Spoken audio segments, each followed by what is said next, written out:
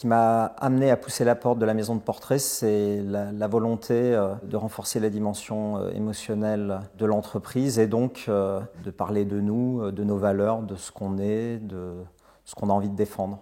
On s'est rendu compte qu'on avait une communication qui était très fonctionnelle. En fait, on disait beaucoup ce qu'on faisait et pas nécessairement qui on était et comment on faisait les choses. Les 20 ans, ça a été l'occasion de le dire. Je trouve que c'est un moment de prise de recul. Le temps se suspend un peu, on revient sur son histoire, son parcours. Après l'entretien, j'avais passé un moment agréable, donc je suis parti de bonne humeur avec le sourire.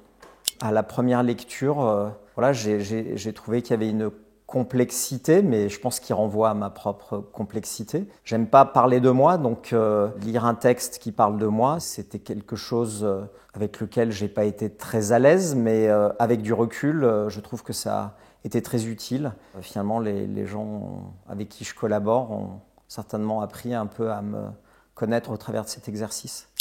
Si je dis riche, complexe, c'est vrai, c'est parce que je pense qu'il y a une qualité d'écoute. Il y a un style qui est riche. Ma propre impression, c'est qu'il a fallu que je le digère, mais j'ai pas eu le sentiment que ça a été le même processus pour les gens avec qui je travaille. La plume Trafalgar, virevoltante, oui, je pense que ce serait ce mot.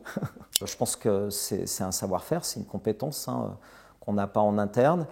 Et puis le regard extérieur, je pense qu'il est essentiel. Les gens avec qui je travaille, j'aurais pas été en capacité de me confier, de me livrer.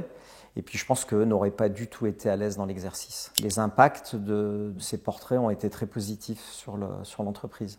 De mon point de vue, je suis quelqu'un qui a envie de rester accessible et le travail de Trafalgar y contribue. Et quand on le raconte de manière authentique et vraie, on ne l'enjolive pas. C'est-à-dire que il y a eu des périodes difficiles, des périodes de doute. Ils ont cette capacité à aller chercher la quintessence de ce qu'on est. Et je pense que c'est un peu révélateur de dire est-ce qu'on triche ou est-ce qu'on est cohérent avec ce qu'on fait. Je trouve que l'exercice est intéressant et que quelque part il peut être périlleux si on est sur un affichage de façade.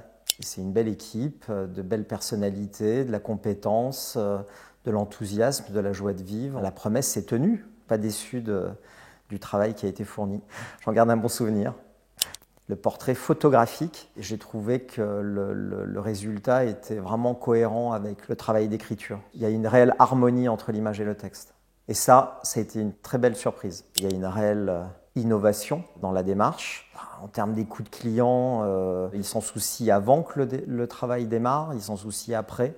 C'est très pertinent. Je pense que les journalistes ne s'intéressent pas en profondeur à qui est Christophe Fargier, du moins. Voilà, ça fait 20 ans que je côtoie des journalistes. On est un peu dans le sensationnel et l'émotionnel, alors qu'avec la Maison Trafalgar, on a le temps qui s'arrête et un travail en profondeur qui est fait. Cette authenticité, la recherche du vrai, ça prend du temps. On voit le temps qui a été passé. J'ai transmis le portrait qu'a réalisé Trafalgar aux journalistes parce qu'ils ne s'étaient pendant les 20 ans des relations que j'ai pu avoir avec eux jamais intéressés comme l'a fait Trafalgar à qui j'étais, ce qu'on faisait, pourquoi on le faisait. Il y avait une volonté de montrer tout cela aux journalistes.